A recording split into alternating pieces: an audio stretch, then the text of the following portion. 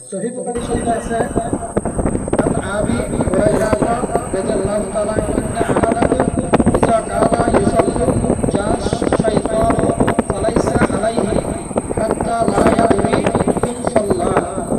আবু হুরায়রা রাদিয়াল্লাহু বর্ণনা করিয়াছেন, নিশ্চয় যখন কোনো ব্যক্তি নামাজে দণ্ডায়মান হয় তখন শয়তান আসি এমনভাবে ধোঁকা দেয় যে নামাজ কত রাকাত পড়ে তাহা পর্যন্ত অনেক সময় স্মরণ থাকে না। বুখারী ও মুসলিম শরীফে আছে, এই হাদিসের মধ্যে পরিষ্কার বোঝা যায় যে যাহাদের দিলে জিকির জারি নাই তাহাদের নিজ শয়তানের বাসস্থান এবং তাহাদের ইবাদতের ভিতরে শয়তান ধোঁকা দিয়ে থাকে। আরো বোঝা যাইতেছে যে যাহারা বিদ্যার সাগর হইলেও